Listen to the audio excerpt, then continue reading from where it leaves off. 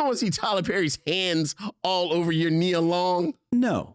Like Tyler Perry came and put his hands on like both her shoulders and like moved her around and said, Nia, stand here. Like Tyler Perry came and you know, Tyler Perry's a tall man, so he probably got big hands. So like he put his big hands on her shoulder and like moved her. You don't like thinking about that, Lynn? No, I don't like thinking. Tyler Perry sitting in a dark room looking at dailies and looking at like 3/4 speed, looking at Nia Long.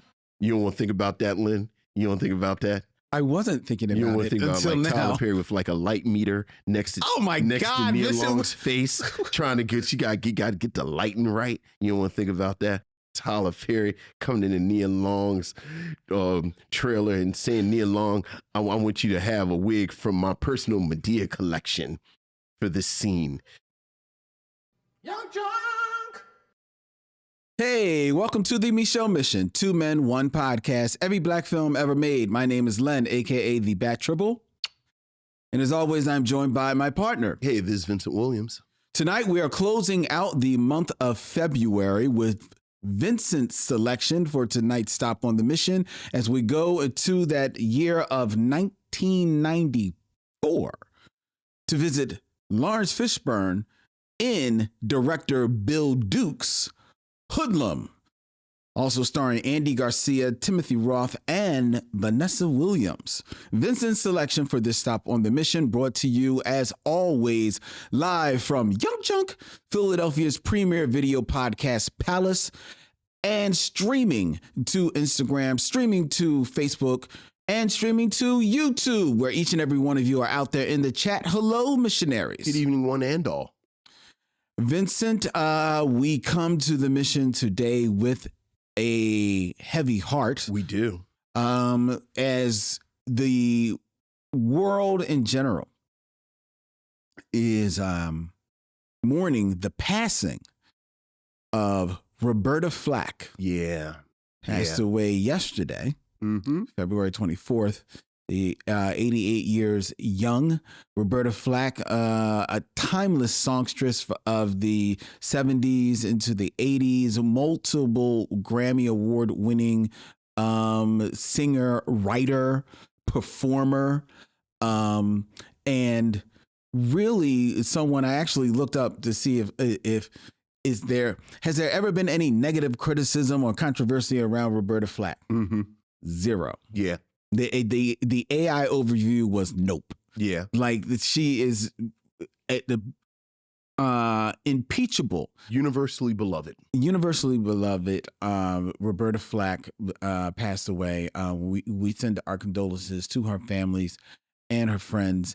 And Vincent, I know Roberta Flack is high with you. Yeah. We talked about this a bit in depth when we talked about Bustin' Loose, because the Bustin' Loose soundtrack was one of my grails for years, finding it on wax. And she, of course, did the Bustin' Loose soundtrack. And she always meant a lot to me because she was somebody I discovered on my own, basically. Okay. Like, obviously, I knew who she was, first time I ever saw Your Face and the work she did with Donny Hathaway, like her radio work. But she really is someone that when I was working in a record store, after, of course, knowing my father and my, music people and being in college and knowing DJs and beat diggers. And, at that point, everyone, you remember it was that wonderful period in the 90s where everyone was discovering all of this stuff. And no one had ever discovered Roberta Flack around me.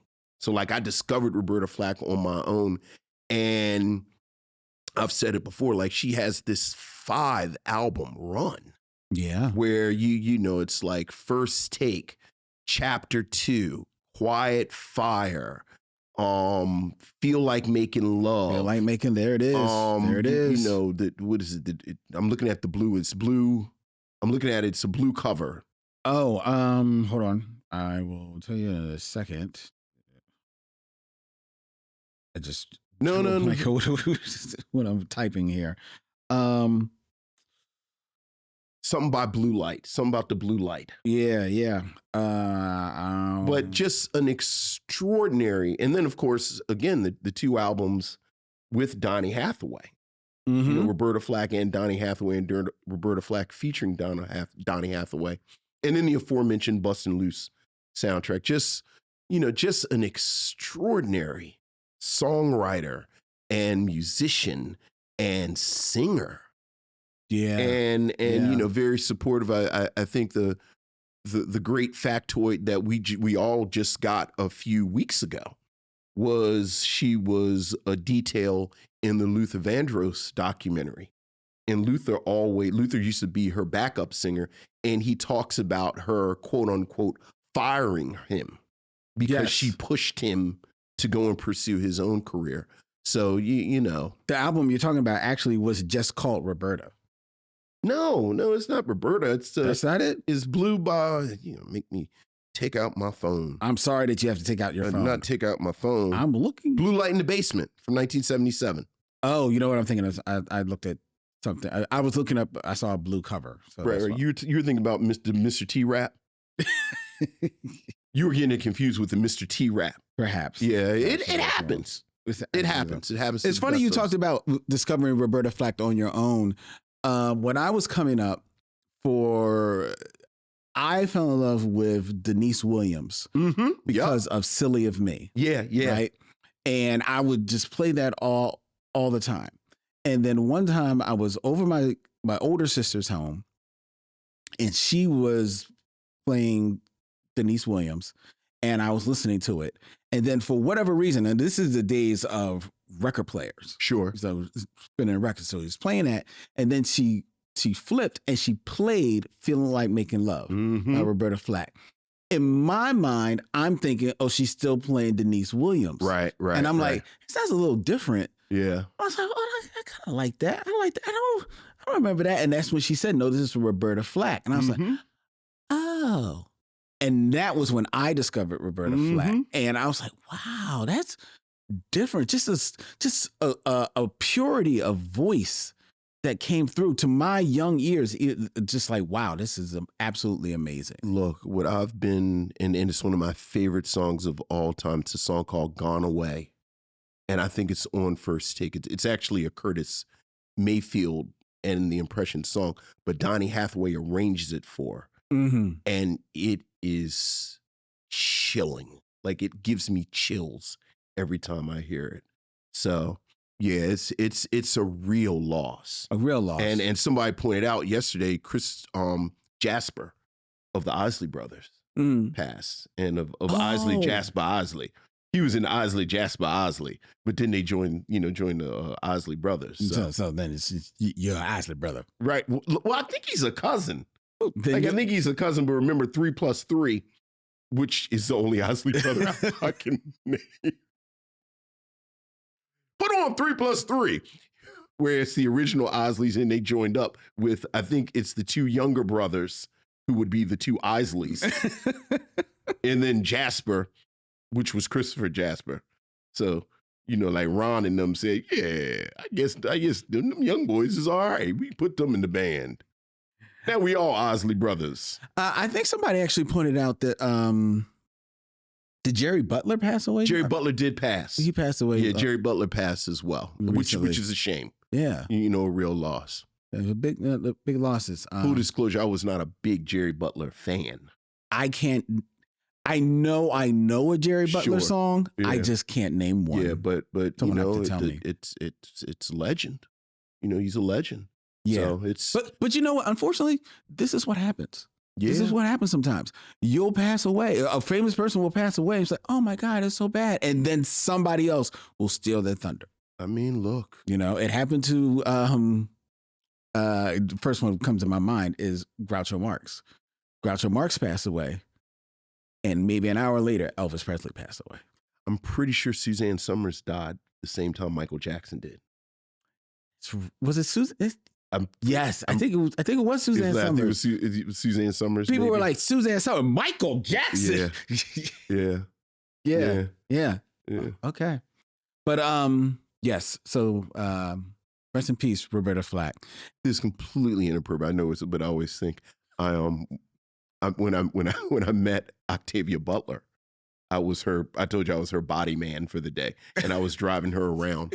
Wait a minute. I'm just drawing a picture of you as somebody's body man. Look. I was taking her assistant, basically. I'm basically her personal assistant. But you said body man. I know. Well, I always think about that dude. Right, exactly.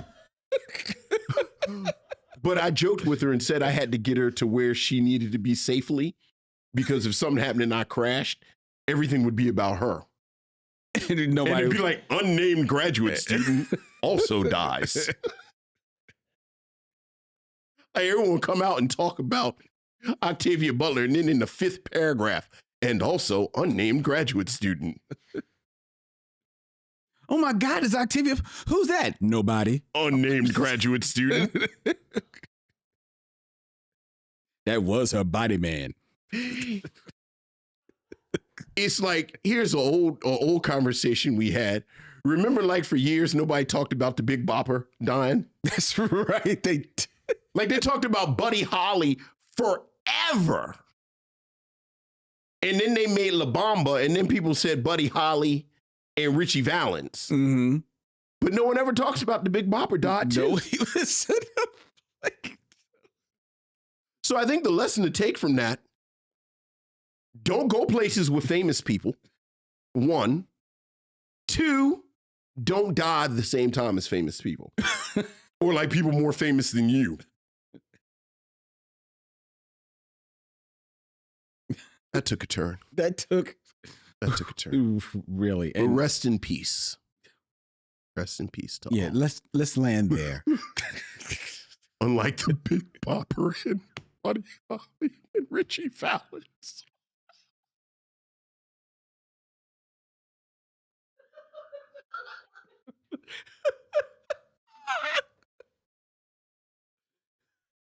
I blame you for that. You set me up. You 100% set me up. Oh God. All right. Oh, I needed that. Okay.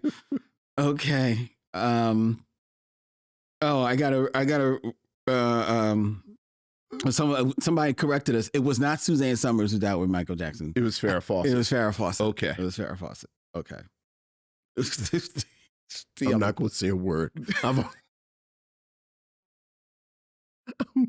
We just go keep it moving. Let's just keep it. Chantilly lace. Who's that? Stop.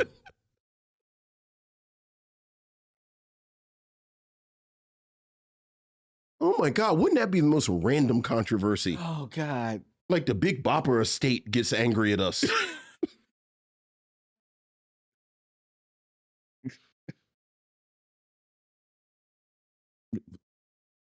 What was his real name? Don't. I don't know. I just don't know. No disrespect to the Big Bopper. I'm just not an early rock and roll guy. I just don't know. Just don't know his name. I don't know his name. That's all. I don't know Fats Domino's real name. So, that's not a Big Bopper thing. That's an early rock and roll. I just don't know. Okay. Good save there with Fats Domino. Look, I was trying to think of real quick. Trying to think. Chuck Berry? No, that's his name. Right. I guess his first name is Chuck. Can't use him. Can't use him. His name. Chuck. James Brown? No, I guess that's probably James. Pretty sure that's James. What would his first name be? Little? No, his first name's probably Richard. What if his first name's Little? So then I thought of Fats Domino. And I assume that's not his first name. Although people can be so cruel.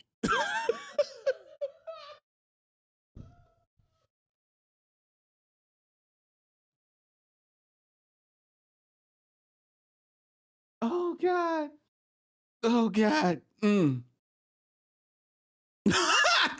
Somebody in the chat, God bless the missionaries. The Big Bopper's real name was Giles Perry Richardson Jr. Okay. And now we know. Now we know. Now we know. Rest in peace to the Big Bopper.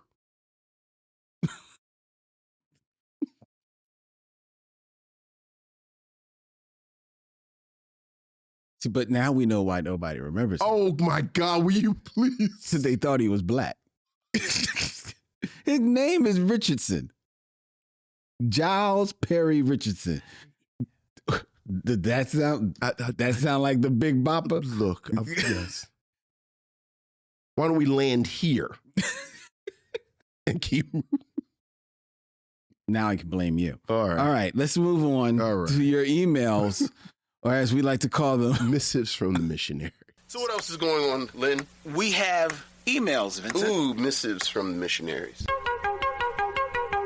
Ooh.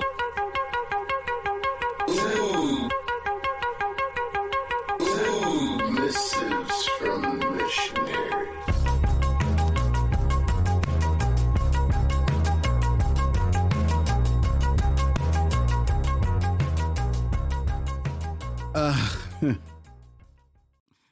Mrs. from the Missionaries. Vincent, we have an email from David Thomas. Hey, what's up, David? Dear Len and Vincent, been in love with your podcast ever since I heard the premise. As an avid fan of black horror, it's been wonderful to hear your takes on some of the classics. I'm pro His House, by the way. Oh, okay. All right. Thank you. I thought you might be amused to know that I'm making a movie with the following premise. Okay. True story, beneath Washington Square, an urban park in Philadelphia, lie buried the bodies of hundreds of enslaved people. Okay. What if one night they all came back as zombies, but they only ate white people? The movie is called White Meat. Oh boy, this is quite an episode already. Dave says, if I may be so bold, it would be amazing to get the word out to the fans about this movie, as I think that they would really appreciate the concept. Well, we do appreciate the concept, David. We very much do. Horror and yeah. He actually said, is letting us know that they have a Kickstarter campaign. Okay. Excellent. Oh my God. They're actually trying to get a proof of concept short up and running, which is called White Meat: Appetizer. Okay. Which you can find on Kickstarter right now and help them reach their goal to get this made. So look up White Meat Appetizer on Kickstarter. Yeah. And help them out. Yeah, we're also with that, David. Yeah, we definitely. Mm-hmm. That is insane. So we wish you good luck with that, David. All right. We have another email. This is from Michael Lockett. Hey, what's up, Michael? Evening, brothers and fellow missionaries. I'd like to first send my condolences to anyone whose life was touched by Roberta Flack. Miss Flack's music was part of the Saturday late morning cleaning the house kind of music when I was young. I hear that. As I got older, it turned into part of the quiet storm. Mm-hmm. I thank Miss Flack for both, but especially the second. She brought a lot of love to the world. Amen. There was some randomness at the beginning of the Killing Time and Two Zone Transfer Odds and Ends with Angelica Bastion show from last week. I was a little sad I missed it, but I was lucky enough to be in Spain eating well and watching my son play soccer with one of the professional clubs. Oh, you got to let us know. Very nice. Know. Very nice. Very nice. I want to go to Spain. I've never been to Spain. Me neither. Yeah, very nice. I also pulled Vincent and found myself hunting for comic shops in the city. And? I found a great one, but couldn't decide which comic or manga I wanted in Spanish. There was too many choices. I ended up buying my sons a couple of rare-ish Dragon Ball action figures that were about $40 cheaper than in the United States. Very nice. Which means that you may want to go there to do your action figure hunting. Vincent. Yeah, very nice. Once back stateside, I got back into the movie movie groove, Killing Time was such a wonderful short, well written, well acted, and real. Like Len, the voiceover really sold me on this piece. I need to look for more work from this wonderful Black woman. As much as I wanted to like Two-Zone Transfer, the bad sound really soured me on the film. See, I wasn't the only one. It pissed me off that I knew I was missing something important and there really wasn't anything I could do about it. Yeah. It's very true. The best of us. Odds and Ends, however, was big fun. It had everything I like in sci-fi and seemed more like a show pilot connected to a bigger IP, like a book, feature, or a feature film. See, exactly what we said. Since I missed last week and Wicked with special guest Erica Washington, I'll be brief. Erica was dropping truth bombs as big and as powerful as what the Enola Gay did. The film is great, but I believe most people who saw it missed the point. I think people see the framing of Glinda as the actual villain, but miss the racism, whether because of conscientious stupidity or willful ignorance. And finally, on my time travels, I landed with you along with Tia Whitfield as you critiqued The Best Man. Ooh, that's deep in the crates. Yeah. Oh man, that was done in my basement. Yeah. Oh yeah. I'm a stan for Omar, Dorian, and Simone, but Tia may be my favorite guest you two have ever had. She was really funny and held her own.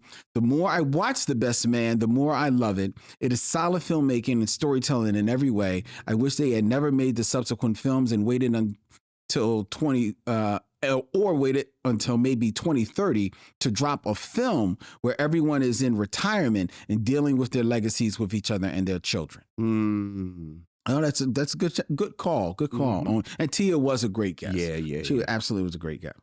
Since The Best Man soundtrack is so good and we just lost Roberta, it made me wonder if you had to pick a classic and a current artist or band and use only their catalog of songs to score a film, who would be your top choices?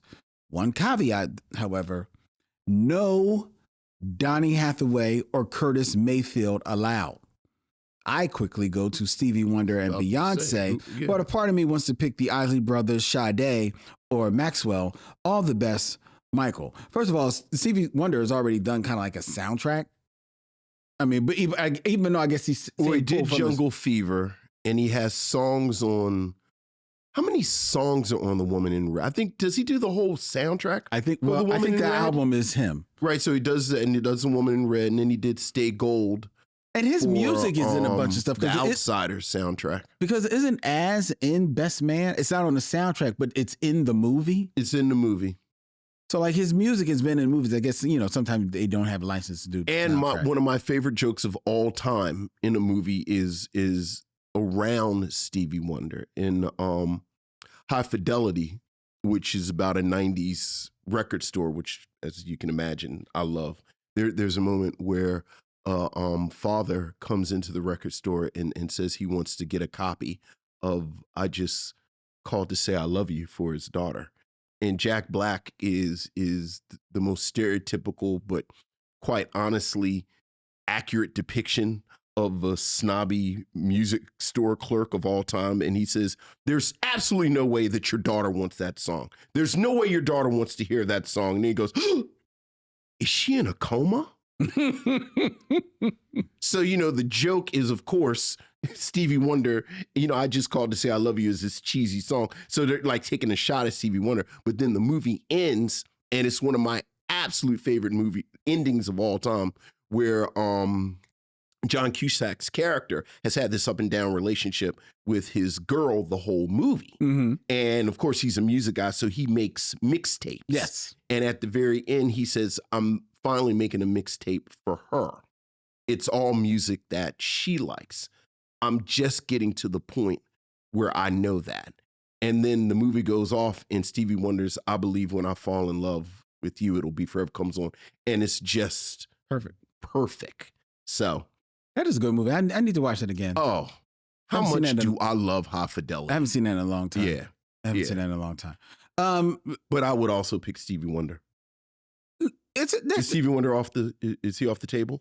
Well, he says that he would. Michael says that he would go to Stevie Wonder. To me, Stevie Wonder seems like an easy grab. Too easy? It's too easy. That's fair. Now, I will kill a sacred cow here. Uh-oh. Because he mentions that parts of him wants to pick the Isley Brothers. I can see the Isley Brothers. Isley Brothers are a good pull. He says a part of him wants to pick Maxwell. I don't know about his whole catalog. Very time specific too. Right. Like if I'm doing a 90s movie, maybe. And he says part of him wants to pick Sade. I wouldn't choose Sade. But killing a sacred cow is because I like Sade, but I find that a lot of Sade songs sound alike.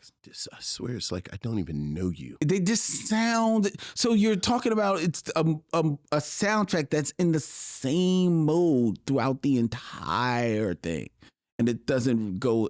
All the years that I've lows. known you, and every time you say to Sade, there's a part of my mind where I say, this is the moment right here. Where you punch me dead in the face. No, but when it all comes out, whatever it is that's going to come out, and they make the documentary about you 20 years from now on Netflix, it's always, this is the moment where you say the Sade stuff that I think the mask slips.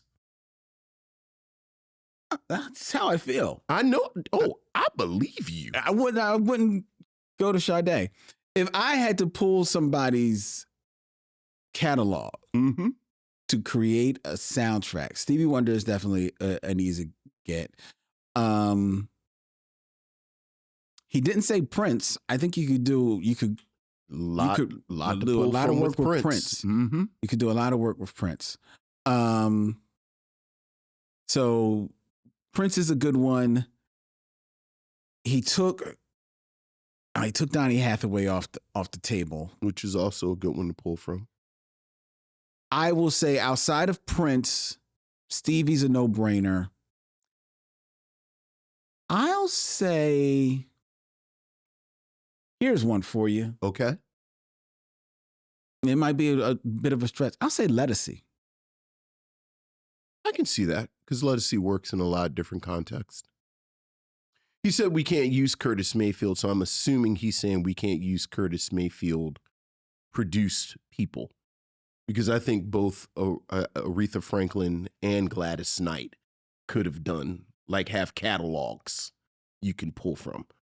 We just can't pull from They're Curtis the Mayfield Sparkle soundtrack or the Claudine soundtrack. Right. But Gladys Knight in particular, I think her catalog is amazing. Okay. Yeah, it's enough there. Okay. Yeah. I would go Aretha before Gladys, but Aretha is damn near Stevie Wonder though, as far as fair. That's throw fair. a dart. That's fair. So that's fair. Good question though, Michael. Very good. Appreciate that. Thank you, Michael. All right, and we have one more email, Vincent. Mm-hmm. This is from Jacob Bloomfield. Hey, Jacob. Excuse me, Dr. Jacob Bloomfield. Hey, Dr. Bloomfield. To the men of Micheaux, I've been gripped by a paralytic melancholy lately. Oh, no. And I just wanted to reach out to say that your rapport, humor, and insightful commentaries have been a real balm for me during this difficult time. Oh, good. Just as we are all no more than 6 degrees removed from D'Urville Martin, your podcast is close to my heart. Thank you, Jacob. Oh, no problem, Jacob. Thank you. You're very welcome, Good Jacob. to hear that. Look, all we got is us. That is it. That is all we got is us. So that is it. Yeah. We really appreciate that, Jacob, and wish you a speedy recovery. All the best. Out of the melancholy. Yes. Mm-hmm. Lift you up. All right. All right. With that being said, if you want to have your thoughts read, shared here on the Micheaux Mission, please feel free. Send us an email at micheauxmission@gmail.com. That's MICHEAUX MISSION@gmail.com. And right now, we are moving in to the top 5. Top 5. Who's your top 5?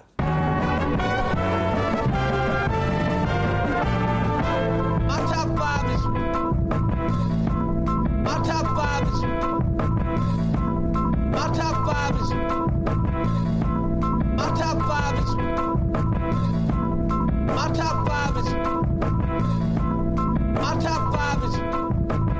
Top 5, where I present a list and Vincent shares his scintillating commentary about said list with me and you, the listener, and the missionaries.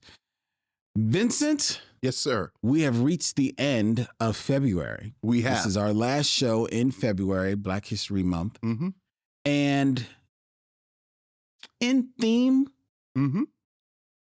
like February Mm-hmm. is coming to an end, so has the top 5. This will be the final top 5 list here on the Micheaux Mission. The final 5. The final 5. It's the final countdown here on the Micheaux Mission. How do I say goodbye to what we had? So, The good times. I'm sorry. so keeping in theme, Keeping it in theme. I'm going to present to you a very personal list. Okay. Okay. Mm-hmm. This is my final 5. Now, is my final 5 of what, you may ask? I am asking. Well, these will be the 5 films that are on the list of Pantheon of Black movies Mm-hmm. Ever growing. that, unless one of our guests selects one of these movies, Mm-hmm. I will never select them to be reviewed on the Micheaux Mission. Do I get to pick them? Could I pick them? I'm not allowed to pick them either. Well, here's the thing. I'm putting out this list So that I don't pick them. so that in hope Because I don't want to trigger nothing. you will be, Trigger Ragnarok. will stand in solidarity with Right, me right. and not select these Right, films. like I'm not going to kill Baldur with the mistletoe in trigger Ragnarok. I don't know if that's really what happens in the Norse mythology, but from Thor comics, that's what I learned. Anyway, I don't want to trigger Ragnarok. then don't select these films. Okay, Okay? okay. Stand in solidarity with me. So I don't trigger Ragnarok. Okay. So that you don't trigger Ragnarok. I don't know much Norse mythology. I just read Thor comics. Go ahead. Today? 'Cause- Number 5. Number 5. Okay. This is a film that we have collectively said we are not going to be selecting on the Micheaux Mission Okay. until the actual end of the Micheaux Mission. Okay. And that is Meteor Man. Yes. From I 1993. don't even want to talk about it that much. Yes. We have reasons that we have discussed previously Yes, on the show yes. as to why Meteor Man Right. has been designated Right. the final episode of the Micheaux Mission. And to be clear, for newer missionaries, it has nothing to do with Robert Townsend. It has nothing to do with the film itself. No. So much so that we have tried to review it 3 times. Yes. But at some point, God is trying to tell you something. Yes. So, yeah, okay. So it has been designated the last. Yeah, that's that. Yeah, we turned the lights out after that. Exactly. All right. So Meteor Man is off the books. Okay. So now the rest of these are all me. Right. And I'm not going to get them because, well, Well, we've covered that. hopefully you Yeah, won't. Hopefully I won't. All right, what we got? You can be a bastard. Number 4 Number 4. is from 1975. Okay, yeah, because these are my years. So- Exactly. So go ahead. What is it? Exactly. Mandingo. Yeah. Mandingo, for those who don't know, Yeah. is a historical melodrama, heavy on the mellow. Yeah. Ken Norton. Yes.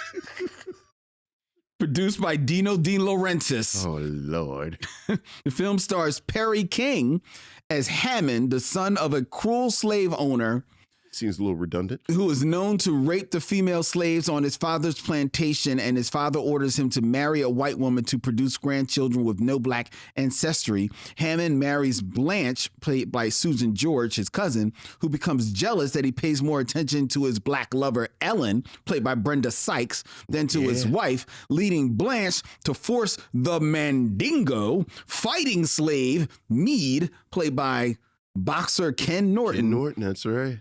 Remember, he's a boxer. Yeah. Into a sexual relationship with her. Yeah.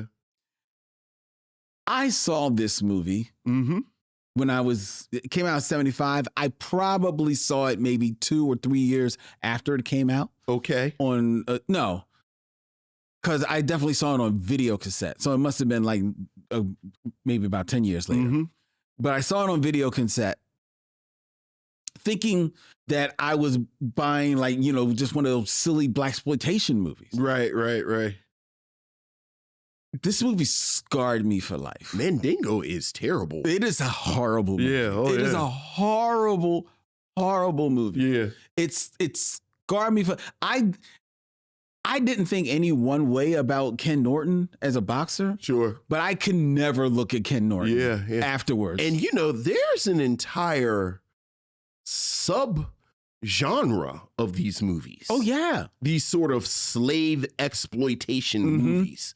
And you don't have to worry about me picking Mandingo. Like, I know I probably saw Mandingo one of those blockbuster nights, and the wings got cold and the beer got warm because everyone was just sitting in there quiet. Right. Because there's nothing fun. Like this. Oh, it's more rape. Yeah, it's so much rape. Yeah, it's bad. Yeah. Well, you don't have to worry about me picking Mandingo. Okay. Thank you. Yeah. And you're the witness. So unless now mind you, a guest can still pick it. Yeah. I mean, I'm not going to pick any of those slave exploitation movies. Okay. Like any of them. So, but go ahead. Number 3. This is from 2001. Okay. Written, produced, and directed by Michael Mann. Okay. Interesting. Ali. With Will Smith playing Muhammad Ali from the point when he beat Sonny Liston in 1964 all the way through the Rumble in the Jungle against George Foreman. Now, the reason I will never pick this film is because I watched the trailer when it was coming on TV all the time when the movie came out. And I've seen the movie poster. I don't have anything against Will Smith. Okay. But when I heard Will Smith was being cast as Muhammad Ali, I was like, oh, y'all can't do better than that. And then I saw the trailers and I saw the movie posters and I was like, y'all really can't do better than that? And I just have absolutely no desire to see this. So you've film. never seen it? I've never seen this. I'm glad you said something because it's a fascinating movie. First of all, it's like a poison chalice, and then it's well, first of all, it's a poison chalice. Like I always thought, Denzel Washington got away with playing Malcolm X because the general populace, when Malcolm X came out, did not actually know what Malcolm X looked like. And the ones of us that did only really saw him in black and white photographs. Right. So you weren't sure of the like sort of footage of Malcolm X talking, just period, wasn't around, and certainly color footage. Right. Muhammad Ali was the most recognizable person, human being on earth. Yes. So absolutely. Everyone knew what Muhammad Ali looked like. So that was the first thing.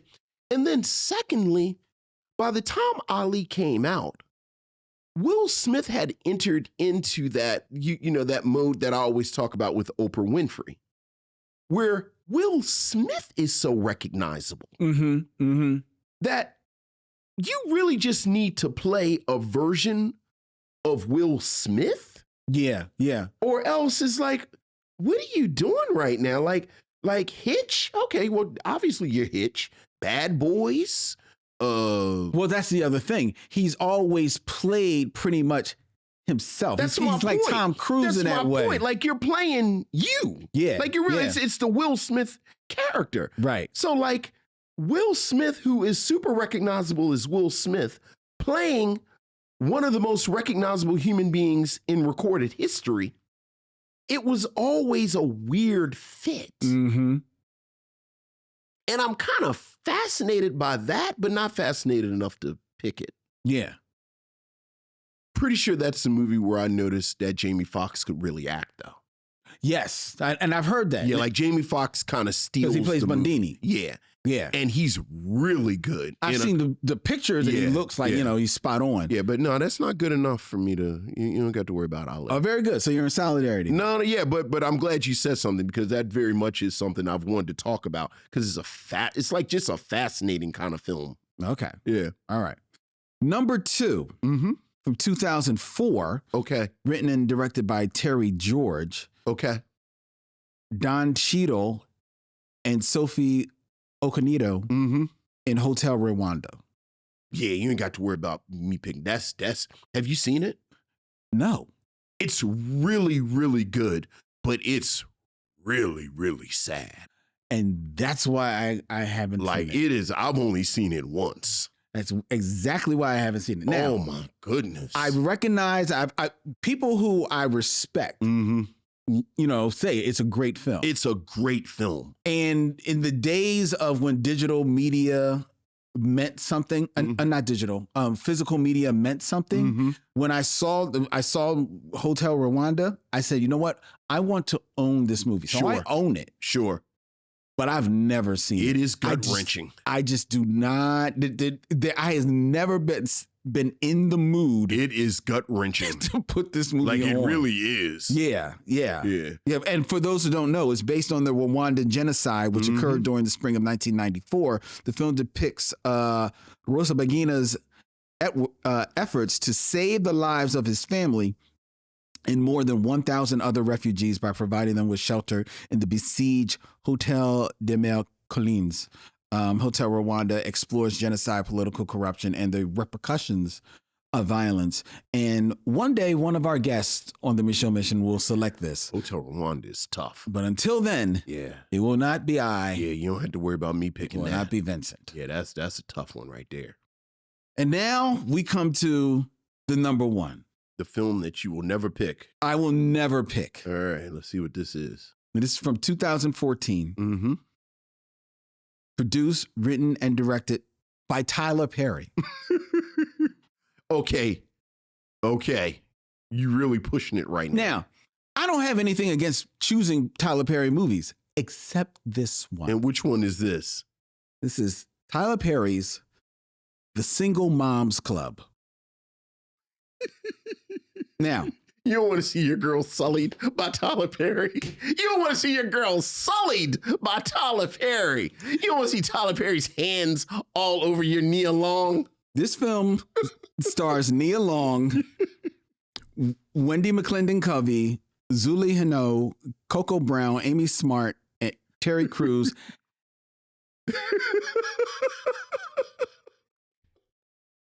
And Tyler Perry. Here's the thing. I have seen this movie. Okay. And no, I don't like the idea of Tyler Perry.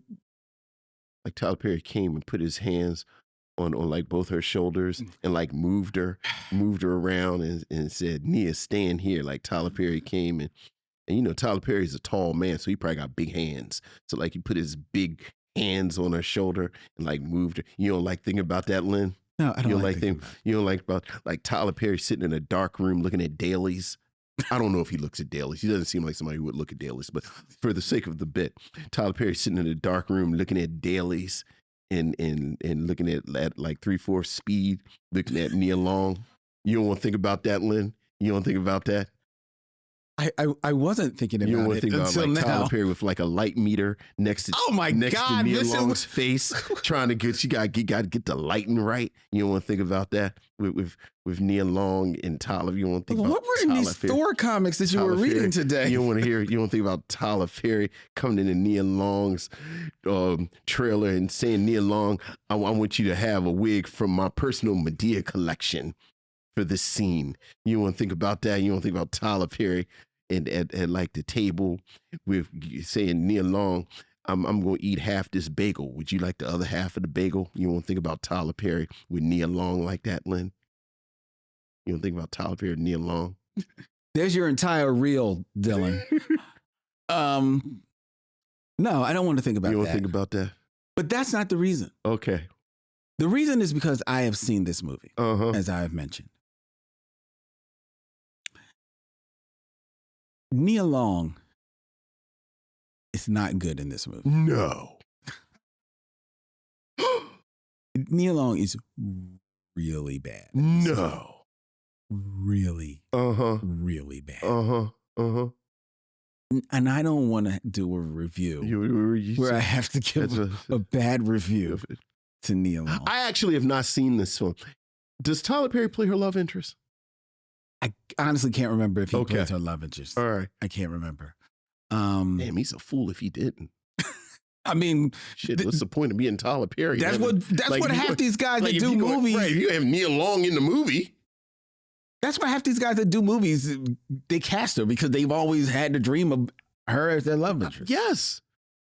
I wouldn't even be mad at him. Yeah, well. But Lynn would. Hey, Nia Long, we're going to the rap party. You coming? We're going to play Taboo. Will you be on my team, Nia Long? Taboo. It's going to be Tyler Perry and Nia Long versus Terry Crews and one of them other people you named.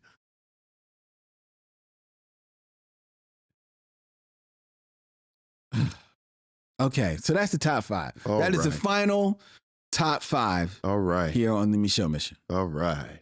Okay. Thank you. So you stand in solidarity. You will not select any of these. I films. do stand in solidarity, but you're really pushing it with the Single Moms Club. Like you're really pushing it with that. But of all the films, of all it's the Tyler films, Perry film. Right. Luckily, Tyler Perry makes a movie every 2 weeks, so yes. so they keep accumulating. There you go. So, all right. Now it's time for the Game of Kings. Yes. Otherwise known as 6 Degrees of D'Urville Martin.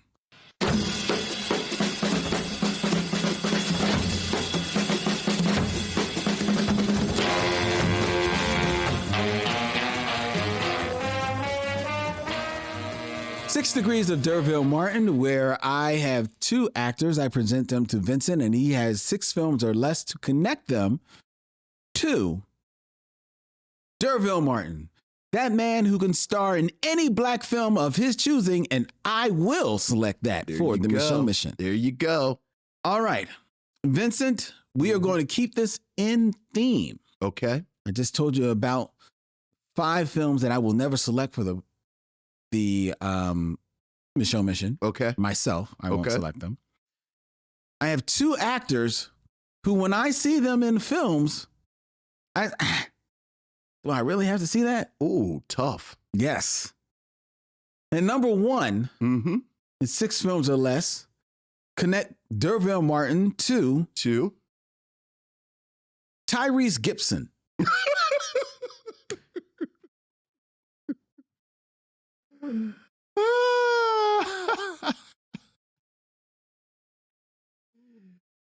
Well, and he's never sold a movie for me. I know he's your baby boy. You know I'm going to Lil Jody. Lil Jody. Lil Jody. All right. Here you go. Lil Jody. Lil Jody. All right. All right. All right.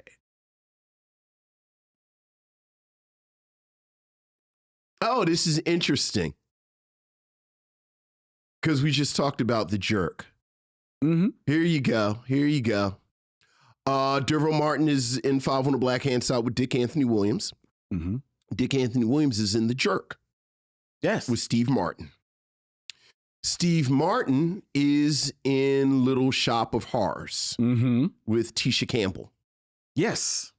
Tisha Campbell is, of course, in House Party with A.J. Johnson, who, as we all know, plays the mother of Lil Jody. Lil Jody. One for that woman, I'd have broke you already. Look at you. I see a little chocolate. I'm not going to use that word. And then he licks his head. Played, of course, by Tyrese Gibson in Baby Boy. Very good. Very good. Nicely done, Vincent. All right. Number 2. Another actor.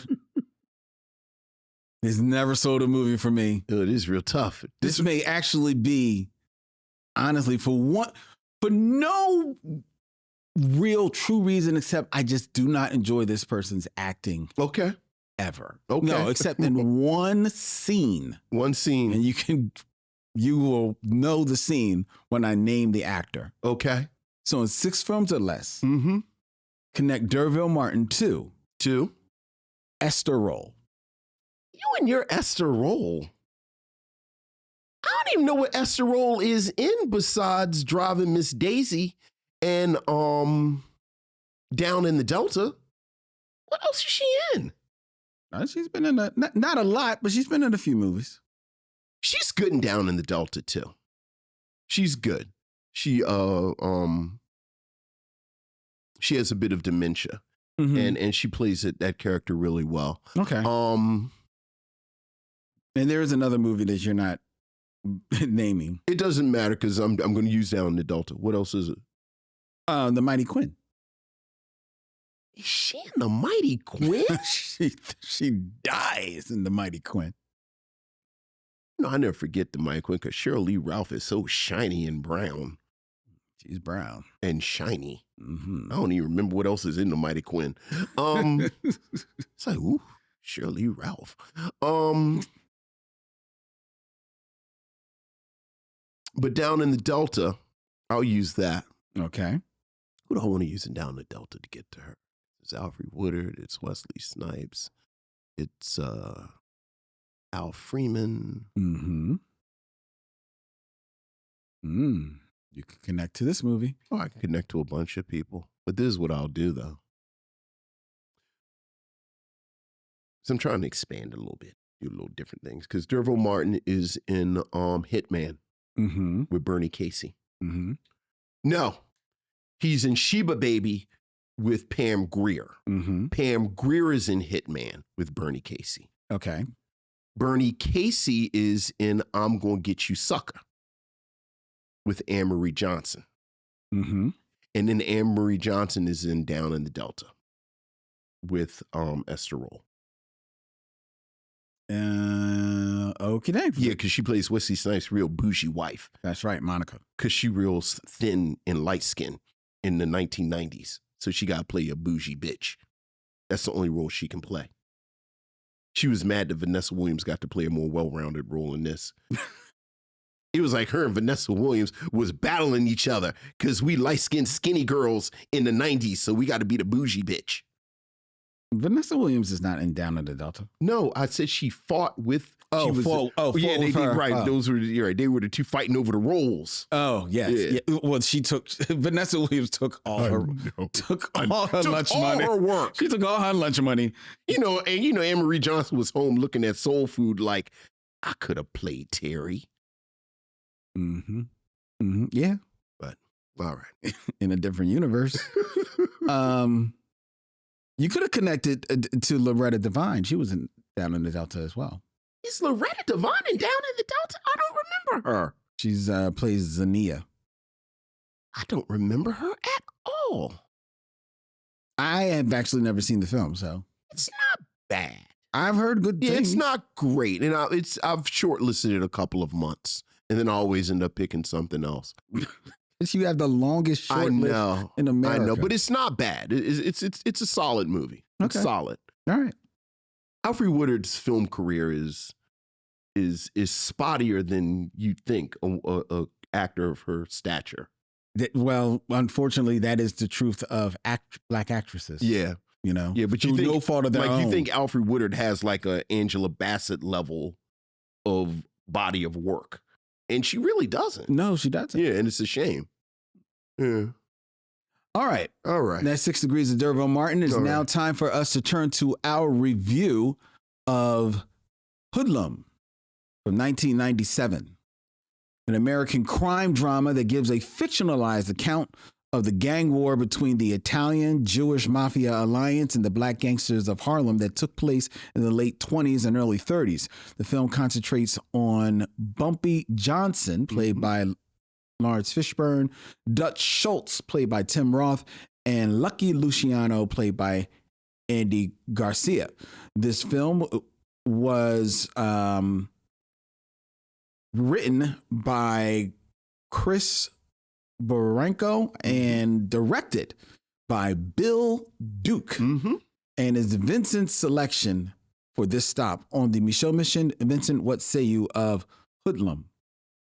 I think as an American audience, we have this fascination with gangster films.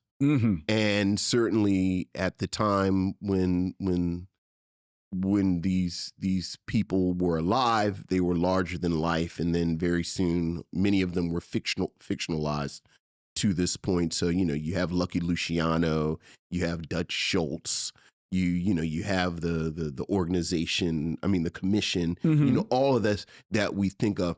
And Bumpy Johnson really is the black gangster. Yes. That we talk about. From that era. And it's speaking of people that you think are around more than they really are. When you look at Bumpy Johnson and depictions of Bumpy Johnson, there really aren't as many as you would think for him to be the black gangster. You know, there are allusions to him, like they talk about Bumpy in Shaft is sort of based on him, and there are all these black gangsters. And for that reason alone, I think Hoodlum kind of serves this great utilitarian purpose. Like, you know, this was years before The Godfather of Harlem, which, you know, appropriately enough, was also created and written Chris Brancato. Chris Brancato writes for that as well. Yes. So, but this was really the fictionalized account of Bumpy Johnson's life. And as you said, it is fictionalized, but just to kind of cut that off at the pass, the sort of nip and tucks that they do with the actual history doesn't bother me that much because, you know, I'm a fan of The Untouchables. I'm a fan of all these movies, and they always kind of move things around. And so there's that. I think there's a lot to like about this film. Like, I think there's a lot in this film, and the foundation of what I enjoyed about this film was the performances. Like, I think there are really solid 2 good performances throughout. Speaking of actresses that you think they have a stronger body of work based on their stature than they really do when you look at it. Cicely Tyson is in here as in a few scenes. Yes. As Bumpy's mentor. Mama Queen. And I like her. Like, I like her especially for what she's asked to do. Like, as someone who has the kind of gravitas and the presence that you would think that these men defer to. You have to be able to fill out the role. And I think Cicely Tyson does a good job with it. I think the relationship between she and Bumpy, this sort of motherly mentor to son figure, which gets complicated as the film goes on, I thought played well. So I liked her in what she was doing. Tim Roth is eating up every piece of scenery and having a ball as the sort of garish, gross, super racist Dutch Schultz. Mm-hmm. And I loved every moment. There's a scene in here where he's being disrespectful to Lucky Luciano and the rest of the mobsters, where he's eating an apple, and it is the best fruit eating scene since I forgot the actor's name the actor who eats the banana in Belly. Oh, I can't remember. But I just love like Tim Roth eating this apple and being racist is fantastic. I don't know how long Andy Garcia has waited to play Lucky Luciano when this film started, but Andy Garcia plays Lucky Luciano like he's been waiting his entire life to put on this outfit and be the embodiment of well-heeled, little sleazy, sexy Italian mafioso. And I really enjoy him a great deal. Chi McBride plays Bumpy's cousin. Yeah. And I like Chi McBride. I've always liked Chi McBride. I like Chi McBride a lot in this film. Yes. And I really like the chemistry between him and Laurence Fishburne. Like you really bought that these were cousins. Yes. And you know, I like them together. We were talking a little bit during 6 Degrees about Vanessa Williams, and I like Vanessa Williams. And I've always liked Vanessa Williams acting, and I like Vanessa Williams as this love interest Francine, who is you know kind of upstanding and gets drawn into this life with Bumpy. And then at the center, of course, you have Laurence Fishburne, and this is Laurence Fishburne in the pocket. Like this is in the pocket. This is the deep cover Othello pocket that we've talked about previously, where he is lean, he is menacing, he is sexy, he has presence. Speaking of Andy Garcia, they kind of Bill Duke kind of holds it back for a couple of scenes, but once he gets to the point where he puts those period piece suits on, the suits are laying on him. And, you know, I just loved all of these performances. Like, you know, I haven't even mentioned Loretta Devine. I haven't mentioned Clarence Williams III. Like these, you know, again, it's just sort of chock full of these actors that are kind of doing good, solid work. The storyline, look, it's a gangster movie. It's gangsters fighting each other. So, you know, the storyline is pretty straightforward, but the line-to-line dialogue I liked a lot. Like there are lines in this film that I kept jotting down. Oh. Like this is a good line. This is a good line. So, you know, I enjoyed that as well. As a period piece, you could tell it was not quite on the level of something like Devil in a Blue Dress or even A Rage in Harlem. When you talk about the money that is spent on the cars and the buildings, and you know, once you know, it's sort of like the later entries in the Planet of the Apes movies, where like the main apes would have this great makeup, but then you start looking at the extras and it gets a little shaky. Yeah. Like Lucky Luciano had on some beautiful suits. Bumpy had on some beautiful suits. Cecily Tyson had on some nice dresses. Vanessa Williams, one or two scenes, had on some nice dresses. But boy, you start looking behind them and you see the limitations of the budget. And there's that as well. So just as a film, you know, I think there's a solid entry in the 90s. Now, you know us, 2 hours, 11 minutes. So now you're over that 2 hour mark and immediately I'm like, okay, well, what could you cut? Right. And I do think that there is an hour and 45 minute to 2 hour version of this film. There is a bit in the lag where, you know, the film really revolves around this conflict between Bumpy and Dutch. And once it's kind of established, there is an extended period where it's just some back and forth.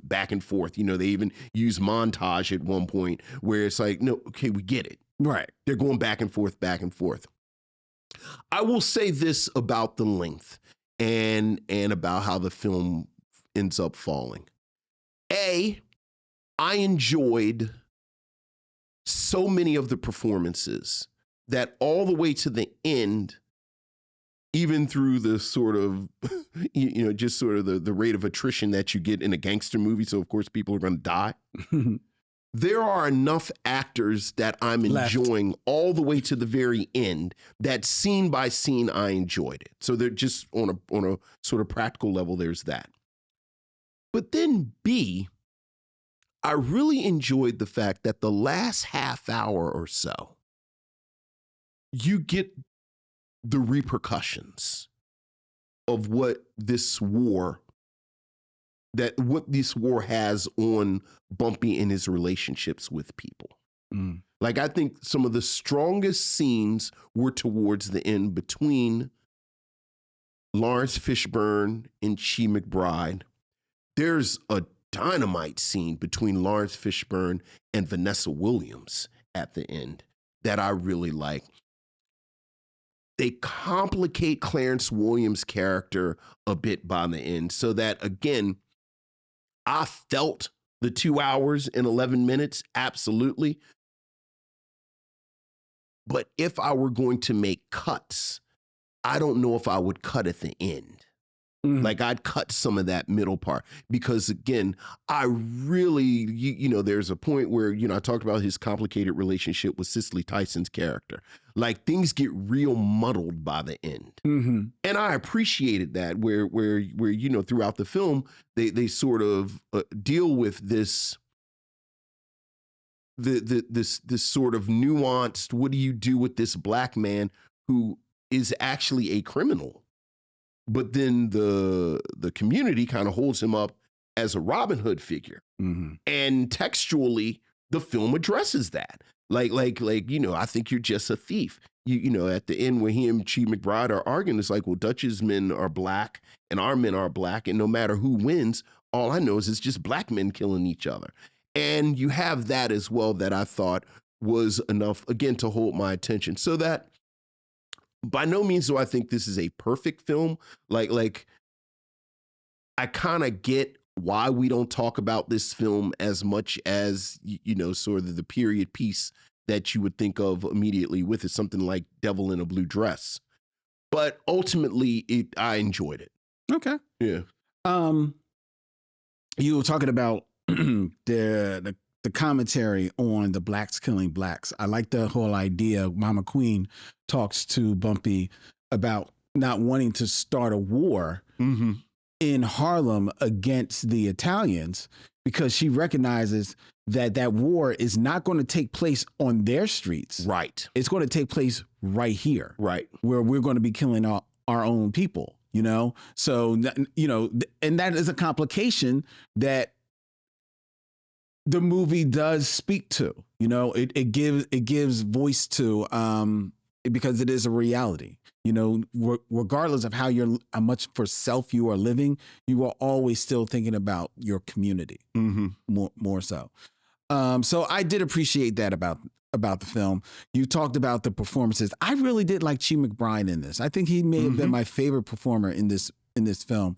And we're fans of Chi McBride, but I think he holds his space very well here next to Laurence Fishburne, who, like you say, is like in his prime. This is Laurence Fishburne should have been Black Panther prime, right? And you can see it.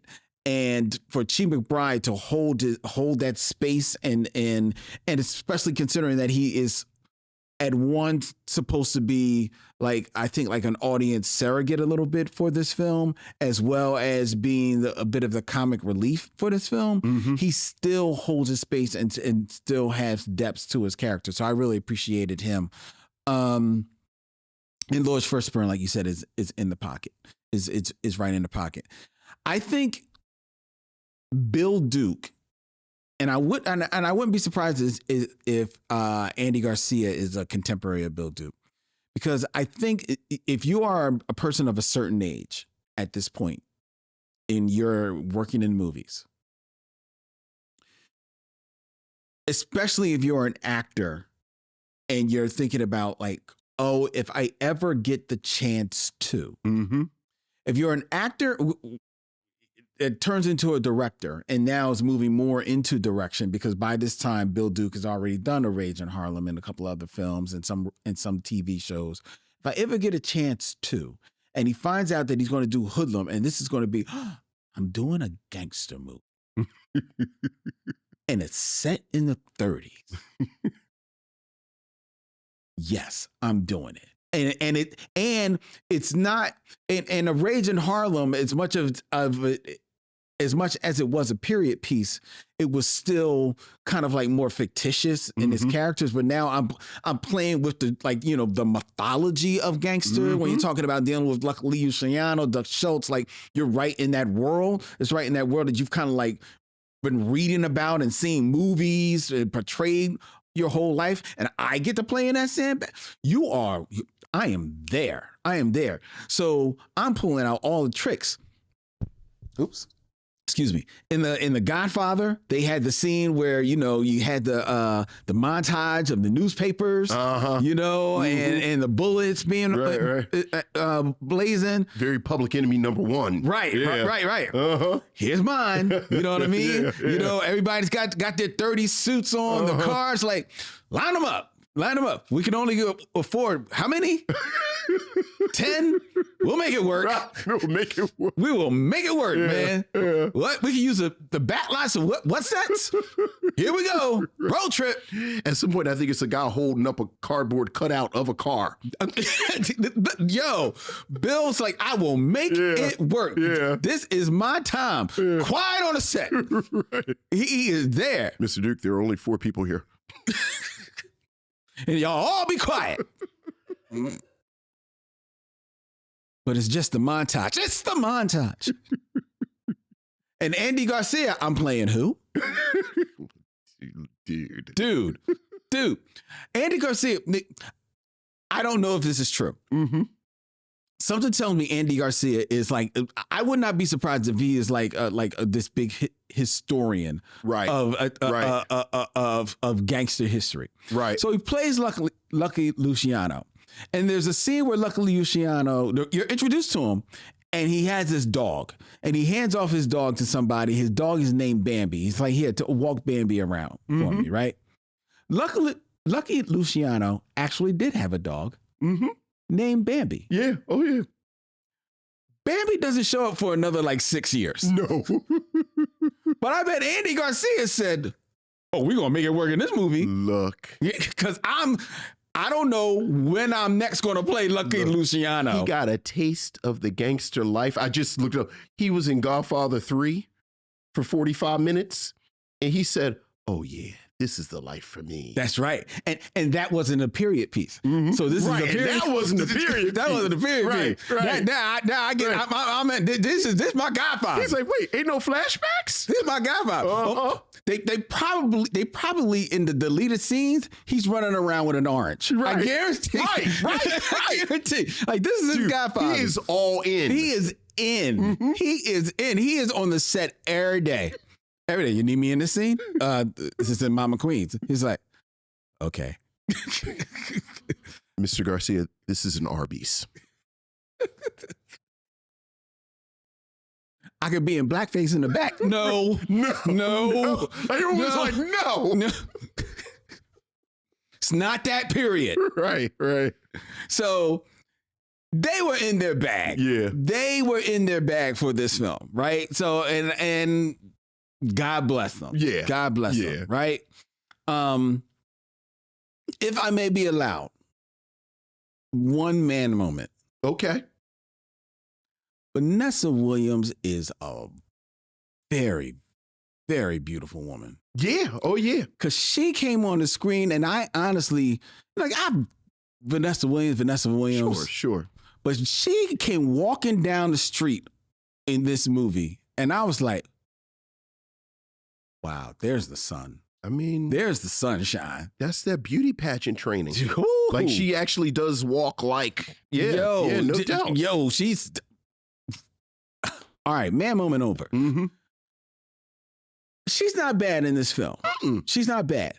She's not given anything. I understand the storyline that she's supposed to be kind of like, you know, drawn into this world. She's not of this world. She's, you know, like she's helping people. Sure. And then she kind of like gets like lost in the world and marries Bumpy. I get what the storyline, they tell you what the story's supposed to be. I don't think there's enough of it there that I don't really buy the transition, especially when it flips and she says she wants out.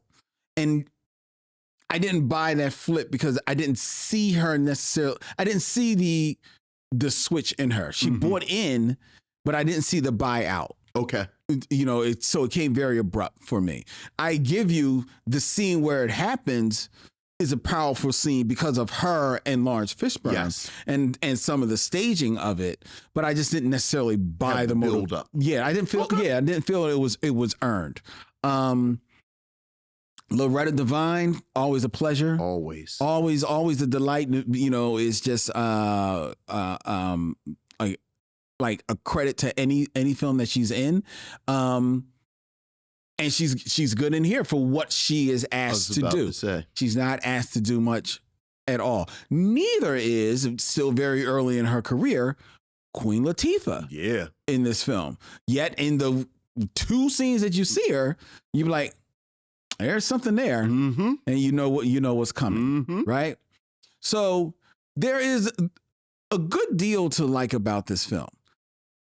At the end of the day, however, the runtime did run along to me. Now, it's funny. When I came in, I was talking to Dylan when I came in. It's like, this movie is like 2 hours and 10 minutes. Like, and I said to myself, I don't think unless you're Francis Ford Coppola, I don't know if a gangster movie needs to be over 2 hours. But then I looked it up, to be fair. And Goodfellas is like 2.5 hours. Yeah, but it's Goodfellas. Okay. Donnie Brasco is 2.5 hours. And I love Donnie Brasco. There's more story in Donnie Brasco. Very true. That's about organized crime. Well, organized crime is the backdrop. But that's damn near a character study. It is, and I would hard pressed to think of what you would. It's damn near a 2-man play. Like you could actually make a play out of Donnie Brasco. Speaking of play, oh man, I just lost it. The Robert De Niro movie with Chaz Palminteri, that Robert De Niro directed. Where A Bronx Tale? A Bronx Tale. Yeah. A Bronx Tale, which is kind of loosely a gangster film. That's only 2 hours and 1 minute. Perfect. Right on point. And again, that's sort of the backdrop. Right, because it's really kind of a coming of age. It's coming of age film. It actually was a 1-man play. Yeah. That was adapted. So I was like, all right, so the runtime about this movie left me cold about this. But the big problem that I had with this film is that as much as Bill Duke is, I can see this being like his opportunity to play and do his gangster film. It's not well directed. It's not well directed a lot. And Bill Duke is not that early into his career as a director where I can like give him a pass on some of the staging, some of the places where the camera is shot. It does nothing to sell the story, right? Especially considering that you've got Laurence Fishburne flying on all cylinders. You got Tim Roth, to your point, eating up the scenery as only Tim Roth can do. Andy Garcia is having a ball. You know, Loretta Devine's doing great work. Chi McBride's doing great work. Clarence Williams III, it's maybe from the background stealing every scene that he's in. It's funny, we were talking about Jamie Foxx in Ali. Clarence Williams III has a similar speed in this. Where like you said, like this sort of side character. And you're thinking his side character is that much more important, and he becomes important in, to me, very rushed ending, tying up with a whole lot of loose ends because they realize, oh, this is going on 2 hours. the importance that he holds, it's kind of seeded through, to be fair. Mm-hmm. But again, I don't think the direction sells it well enough. I think the direction undersell it's just bad in this film. And as a director, which means that not only are you saying where the camera goes, you're staging the scenes, you are also have a say in the look and the sound of your finished product. Mm-hmm. The cinematography on this movie looks very flat. It does. It looks TV movie of the Well, week. part of the reason you can tell with the sets is because of the cinematography. And Because it doesn't hide anything, right? Like we're joking about the lack of material resources with, again, the cars, the costumes, this and another. But a lot of that can be massaged and hidden. Yes, with staging and staging, proper lighting, I agree with you. Evocative lighting and stuff. Yeah, I agree. And there are scenes that call for that. The scene you were talking about, we both herald between Laurence Fishburne and Vanessa Williams, the Francine character, when they break up. With proper lighting, that scene really pops. Mm-hmm.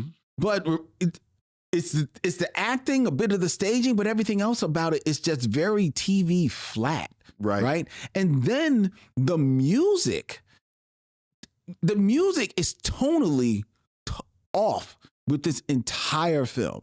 There are times where there is something really dangerous and supposed to be intense action or drama leading to action that's supposed to be happening on screen. And the music sounds like I'm on the Love Boat. Like it just would take me out of the scene. I wonder why. Not why you feel that way, why the musical choices were made. I think, again, that may have been a choice of, I wouldn't be surprised, and I was looking it up, I couldn't find it, but I wouldn't be surprised if some of this music is more stock film, stock music that the movie company owned, or just make it work. Well, to your point, and I was talking about the like you were talking about the spinning newspaper, and I said Public Enemy #1. Mm-hmm. Like you get these moments that you think he's playing homage to those films. Like there's this, like the first time Laurence Fishburne and Vanessa Williams' character kiss, there's this great orchestral flourish where the camera pans up. And I said, oh, okay. Like I kept expecting to see a lit candle, and then it cut to the candle halfway burnt down. And so, I do wonder if that's what Duke was going for.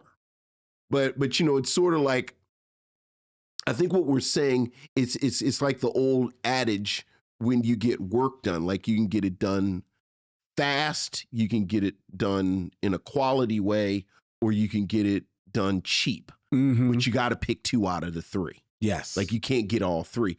And I think the problem or the challenge that you're really getting to is you have like a lack of budget compared to its better counterparts, including A Rage in Harlem, frankly. Yeah, but I don't think go ahead, continue. A lack of sort of clear direction. Mm-hmm. And then I don't know a third thing, but you can't have that combination. Like either you can throw enough money at it to kind of overcome these shortcomings, or you can direct your way out of it. Yeah, see, but to your point about the budget, and I just looked it up, this movie had a budget of $30 million. Okay. What was the budget for A Rage in Harlem? Probably smaller than this, but it was a smaller film. True. But the budget for A Rage in Harlem is $8 million. Yeah. But Rage in besides Harlem, them both being period pieces, it's a whole, like this is a big movie. Like to the point, like the scene that I think you see it the most, we just talked about, like they have this set piece where there's a hit on the Queen, and it's supposed to be on a downtown street. Yeah. And there are literally 3 extras. Yeah. And 4 cars. Yeah. It looks like a scene out of Star Trek. There's no way that me as the viewer should know that. You're right. But the camera is so pulled back. Mm-hmm. Again, right. So now we're talking the staging that I remember, like I kept waiting for like somebody in the film to say, boy, I'm glad that Babe Ruth was playing so that nobody was on the street that day. Like, it was actually distracting. It is. It is. And the flip side is, I think the scenes would have been, I think, and we're talking about the Vanessa Williams, Laurence Fishburne scene at the end, but I think the best scene in the film is the scene towards the end where you realize what all Clarence Williams III's character has to deal with working for Dutch Schultz. And at some point he's with Dutch and a corrupt policeman. Oh yeah. Yeah. And Dutch tells him to take the leftover corned beef sandwich. He's basically telling him take my he says take my scraps. Mm-hmm. But I thought that was an amazing scene. And I actually thought that was a well-directed scene. I thought that was a good scene too. I don't think it was well-directed, but I think it was a good scene. I thought, to your point, the blocking was perfect. I thought Dutch, in that scene, you see the menace. And you really understood the dynamic between Clarence Williams III's character and these two white men, and how Clarence Williams III had gotten out of pocket with this police captain, and Dutch Schultz was putting him back in his place. But to your point, 80% of that scene is Clarence Williams III and Tim Roth. Yes. And I think what I'm saying about Bill Duke's direction mainly is that he doesn't get in the way almost. So, but I thought that was legitimately a great scene. Another problem I had with this film is that the music tonally was off, but I think also some of his direction, or maybe this is editing choices, were a little off. There's a scene where, spoiler for the film, Loretta Devine's character is killed in the film. But she's killed off screen, even though she's threatened on screen, and then somebody finds her and she's been badly beaten. Yes. Right? And I thought that was okay. I can go with that choice.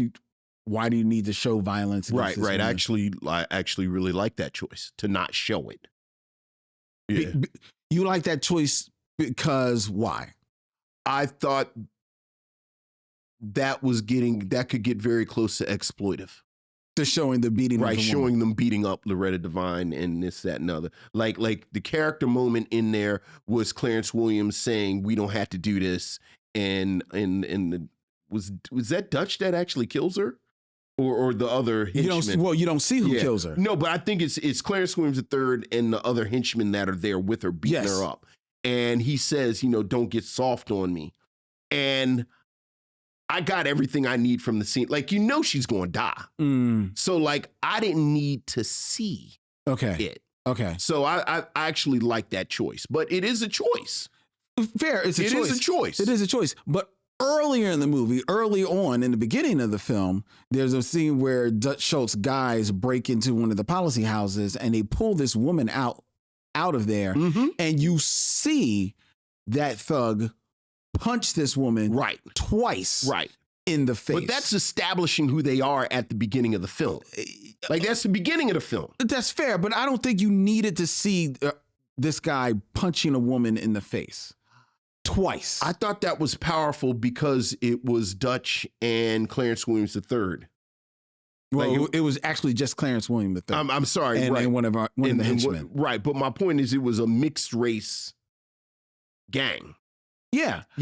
See, I thought that was necessary. No, it's necessary. I understand the necessariness of showing the violence of them breaking into the policy house, pulling the woman out, throwing the woman on the ground, threatening the woman. Yeah. And if you want to show somebody go to hit the woman and maybe you hear the punch or just show them that she's about to be hit, okay, you've establish this violence, but to show this woman being punched not once but twice, Yeah. that's gratuitous to me. And I thought it was gratuitous when I saw it, but I was like, okay, is this what the movie is going to be? And then when they pulled back later, I was like, yeah, you punked out.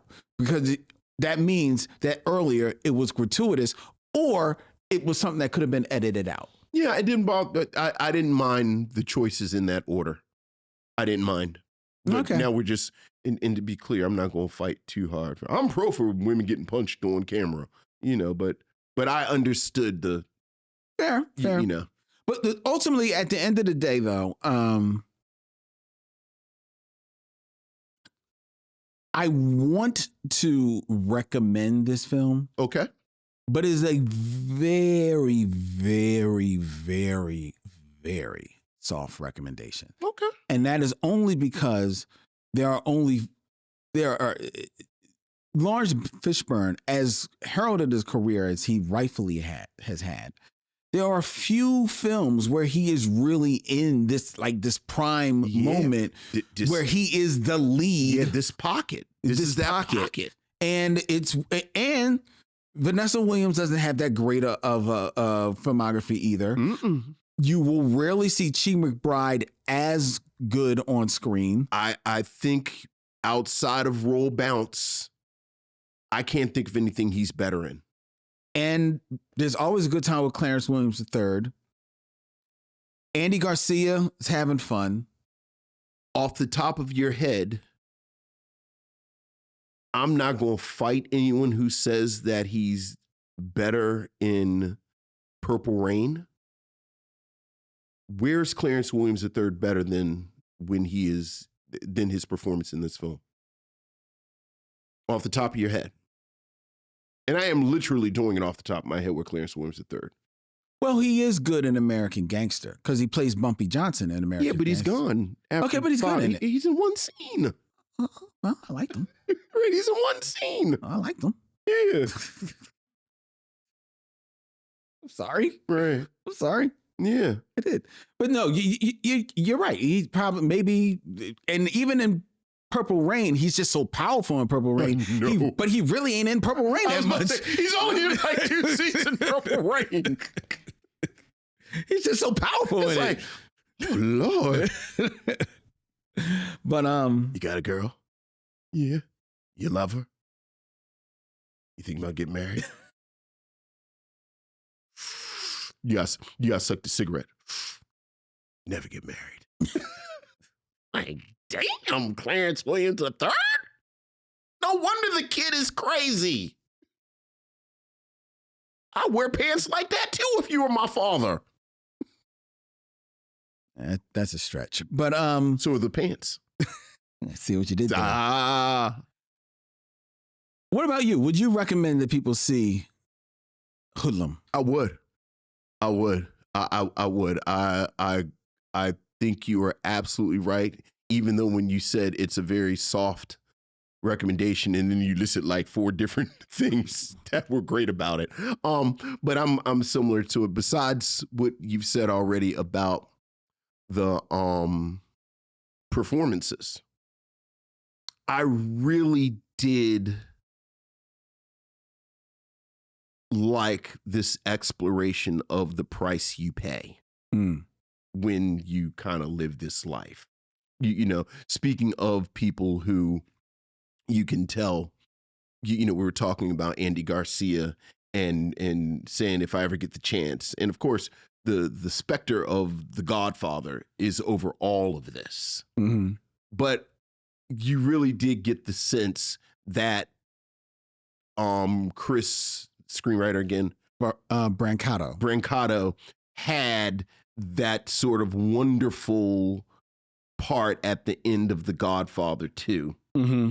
where the price you pay in his mind. And, certainly this is not as well done as The Godfather 2. No. But even reaching for that, I thought at a moment in the 90s where you're sort of elevating the gangsters and this, that, and the other, and especially Black gangsters, mm-hmm. Black outlaws.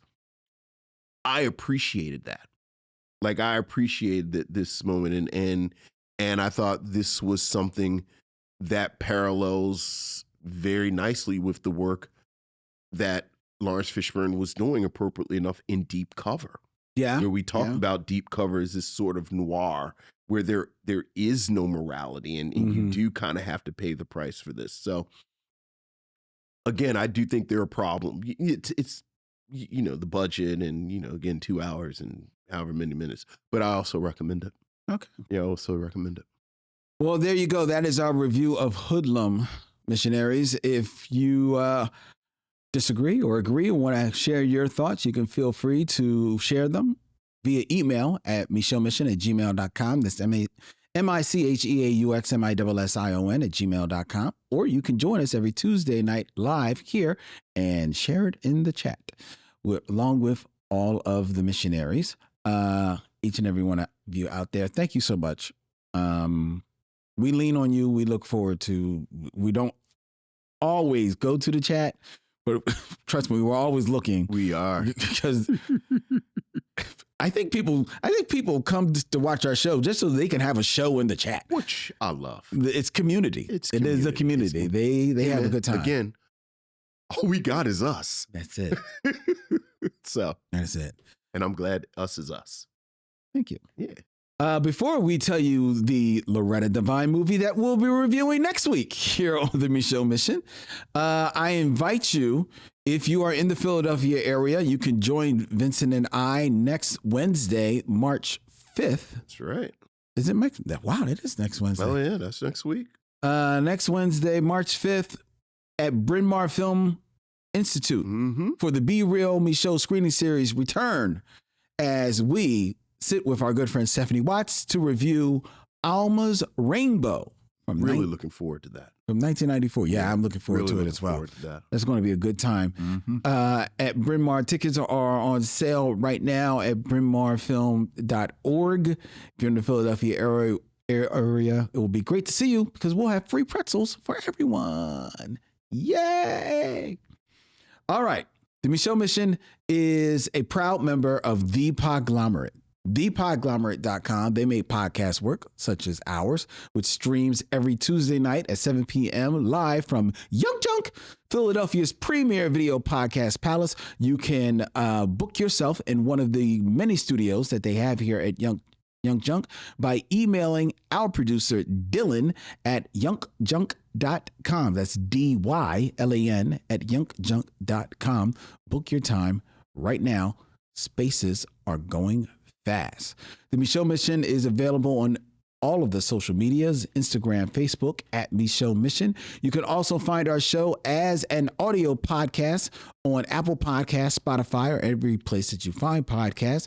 We do a new show 2 times a week. On Tuesdays, such as today, we drop Mission Logs, the best of the Micheaux Mission. Today, we are still in the Micheaux Missick connection, but we dropped the first connection with Dorian Missick and Omar Dorsey as we reviewed Dolomite. Live in person in Brooklyn. That was episode 137 of the Micheaux Mission. That was a good time. It's a good episode. Look for that on your podcast feed right now. And then the show that we film on Tuesday nights is available on Thursday. The Micheaux Mission goes live. So you can follow us right there. But you're always welcome to join us on YouTube. Yay! Where we stream live, where we post up videos, where we post up edited shorts, where we have a good time at Micheaux Mission. Find us on YouTube and tell a friend as we build our community right here with each and every one of our lovely missionaries. All right. Next week, here on the Micheaux Mission, it will be the month of March, which means it will be Women's History Month. And for Women's History Month, we will be rolling out one of the classic, iconic films of sisterhood in general, not just Black women, sisterhood in general, from 1995. Layla Rashawn, Loretta Devine, Whitney Houston, and Angela Bassett in Waiting to Exhale. Shoop. Next week, here on the Micheaux Mission. Until then, he's Vincent, I'm Len, and in parting, we'll say, We'll see you when it's time to meet again. Young John!